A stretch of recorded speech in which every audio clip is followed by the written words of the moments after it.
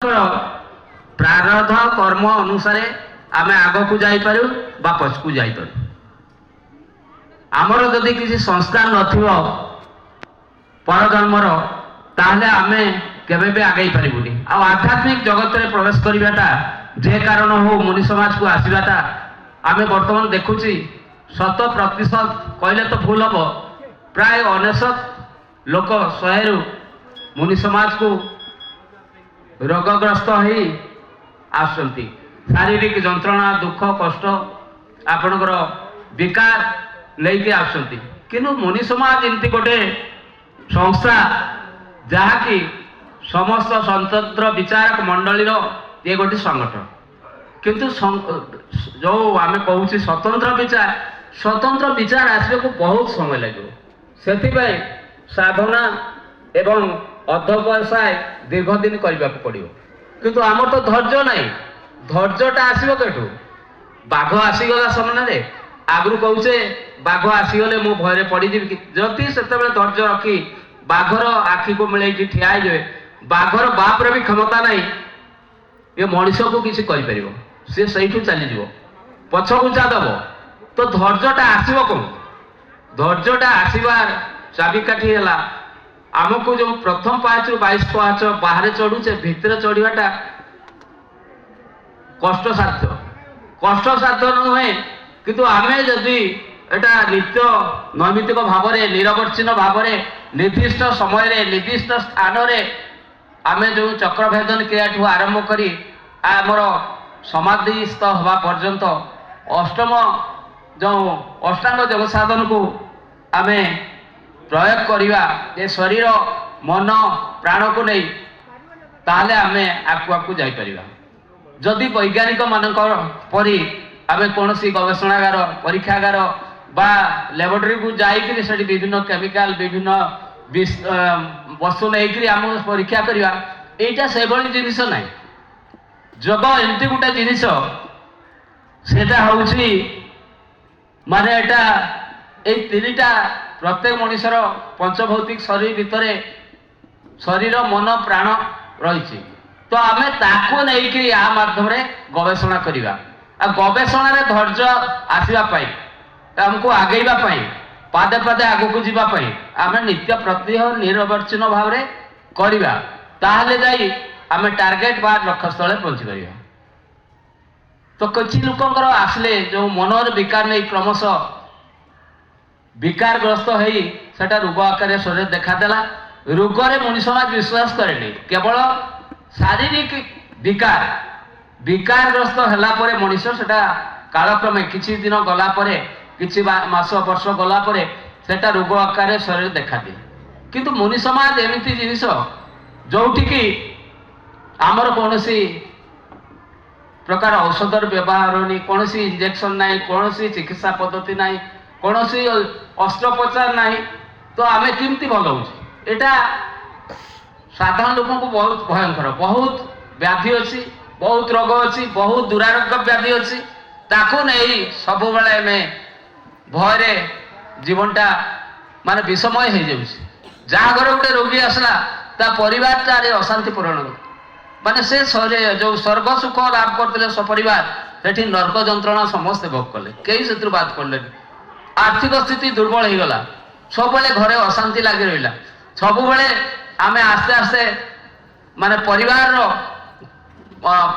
पतन आपको आगे गले तो यहीटा हूँ सब बड़ कथा किंतु आगेवा को हेले आपको शरीर को रक्षा करने हम शरीर को जब रक्षा न करवा कायदा कौशल पद्धति नियम आम न जाना ताले आम कि नहीं चक्रभेदन प्राय आम समस्ते करुचे किंतु चक्रभेदन जो कायदा कौशल सेटा को ठीक भाव में आमर जो जगशिक्षक बंधुगण अच्छा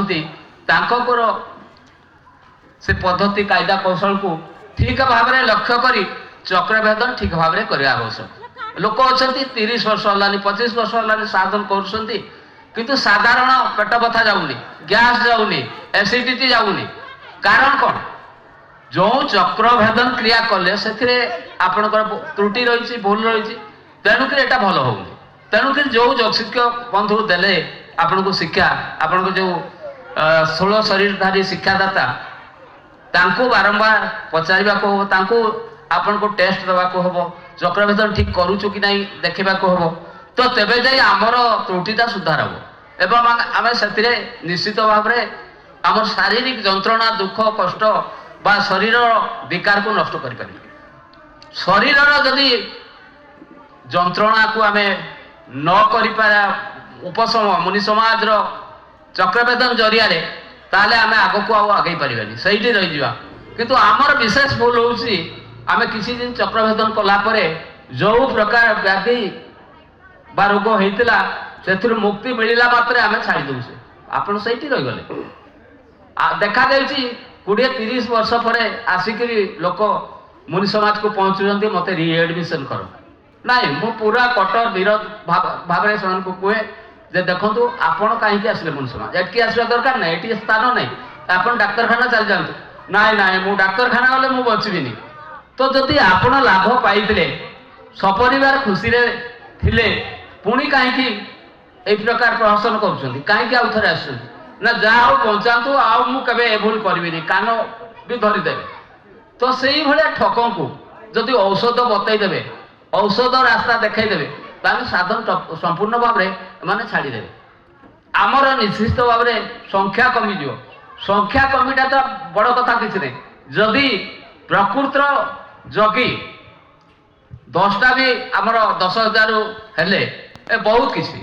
ଆଉ ସେଇମାନଙ୍କ ପାଇଁ ମୁନି ସମାଜ ଏ ଜଗତରେ ଯେତେ ଦିନ ପର୍ଯ୍ୟନ୍ତ ଚନ୍ଦ୍ର ସୂର୍ଯ୍ୟ ଅଛି, ଏ ବ୍ରହ୍ମାଣ୍ଡ ଅଛି, ସେତେ ଦିନ ପର୍ଯ୍ୟନ୍ତ ଆମ ସଂସ୍ଥାପକ ଆଦି ମନୁଷ୍ୟ ଜଗେଶ୍ୱରଙ୍କର ଜୟ ଜୟକାର ବା ଜୟଧ୍ୱନି ହେଉଥିବ।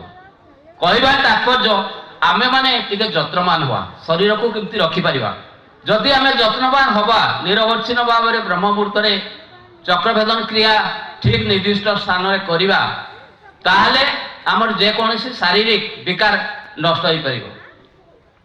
ଶାରୀରିକ ବିକାର ସମ୍ପୂର୍ଣ୍ଣ ଭାବରେ ଭଲ ହୋଇଯିବ। ଶରୀର କୌଣସି ବିକାର, କୌଣସି ଦୁଃଖ ଯନ୍ତ୍ରଣା କଷ୍ଟ କିଛି ରହିବନି। ତ ଯଦି ଶରୀରକୁ ଆମେ କରିପାରିବା ରୋଗମୁକ୍ତି ବା ଯନ୍ତ୍ରଣା ମୁକ୍ତି ବା ବିକାର ମୁକ୍ତି, ତାହେଲେ ଆମର ସୁଖଟା ଆସିଲା। ସୁଖ ଯେଉଁ ଶବ୍ଦଟା, ସୁଖ ଶାନ୍ତି ଏବଂ ଆନନ୍ଦ ଭିତରେ ଯେଉଁ ପର୍ଯ୍ୟାୟବାଚୀ ଶବ୍ଦ 3ଟା ଅଛି, ଏଥିରେ ଆମକୁ ବିଚାର କରିବାକୁ ହବ। ସବୁ ସିଏ ସୂକ୍ଷ୍ମରୁ ସୂକ୍ଷ୍ମ, ସୂକ୍ଷ୍ମତର ସୂକ୍ଷ୍ମତମ ପର୍ଯ୍ୟନ୍ତ ବିଚାରଧାରାରେ ତାକୁ ବିଶ୍ଳେଷଣ କରିବା ଆବଶ୍ୟକ। ଆଉ ବିଶ୍ଳେଷଣ କରିବା ପାଇଁ କାହାକୁ ବାହାରକୁ ଯାଇତେ ପଡେ।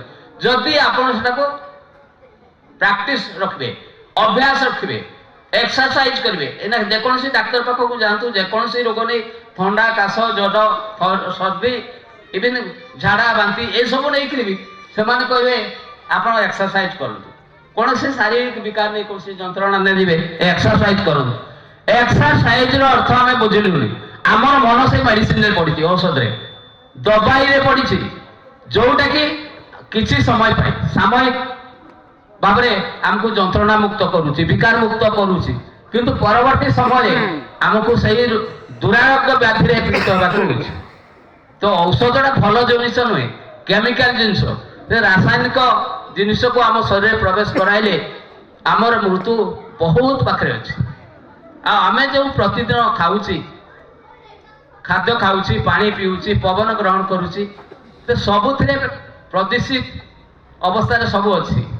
ସମୟ ଆସିବ, ଆଗାମୀ 5 ବର୍ଷ ଭିତରେ ଯେଉଁ ନୂତନ ସନ୍ତାନ ମାନେ ଆସିବେ, ସନ୍ତତି ମାନେ ଦୁନିଆକୁ, ସେମାନଙ୍କୁ ଅକ୍ସିଜେନ ଆବଶ୍ୟକ ହବ, ମା ପେଟରୁ ବାହାରିବ, ସୁନିଶ୍ଚିତଟା। ତ ସେଥିପାଇଁ ଆମକୁ ପ୍ରଥମେ ଶରୀରକୁ ବଞ୍ଚେଇବା ପାଇଁ, କାୟଦା କୌଶଳ ଜାଣିବା ପାଇଁ ପ୍ରତ୍ୟହ ନିର୍ଦ୍ଦିଷ୍ଟ ସମୟରେ ନିର୍ଦ୍ଦିଷ୍ଟ ସ୍ଥାନରେ ବ୍ରହ୍ମ ମୁହୂର୍ତ୍ତରେ ଆମକୁ ଚକ୍ରଭେଦନ କ୍ରିୟା କରିବାକୁ। ଯଦି ଅଳସୁଆ ହେଇକି ଶୋଇ ରହିବେ, ଏଇ ଶୀତ ଆସୁଛି, ଏଇନା ଯେତେ ସକାଳ ହେଇଯାଇଥିବ ଶୀତ ସେତେବେଳେ ବଢି ବଢି ଚାଲିବ, ଆମକୁ ଗୁଡ଼ି ଗାଡ଼ି ହେଇକିରି କମଳ ଘୋଡ଼ିକିରି ଗୋଟେ ଜାଗାରେ 2ଟା ଟାଣି ଆଣିକି ଶୋଇଯିବା, ତ କେମିତି ହବ?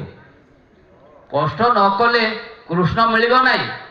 ଅର୍ଥାତ୍ ମଜବି କଥା ହେଟା ହେଲେ ବି କଷ୍ଟ କଲେ ଯାଇକିରି ଯେଉଁ ପ୍ରାଣ ଶକ୍ତି ଆମକୁ ଆକର୍ଷଣ କରିକି ରଖିଛି ଏ ଶରୀରଟାକୁ, ସେ ଆମକୁ ଛାଡ଼ିକି ଯାଉନି, ସେ ଛାଡ଼ିକି ଚାଲିଯିବ। ତେଣୁ ତାକୁ ଆକର୍ଷିତ କରିବା ପାଇଁ ଆମକୁ କିଛି କର୍ମ କରିବାକୁ ହବ। ତ ଆମେ କରୁନେ ଆମେ ଲାଭ ପାଇବାନି। ତ ଶରୀର ବିକାର ମୁକ୍ତ ହେଲା ପରେ ତାପରେ ମନ ବି ଆମ ଶରୀର ଭିତରେ ଅଛି। ମନ ଆଉ ଟିକେ ସୂକ୍ଷ୍ମତର ଜିନିଷ।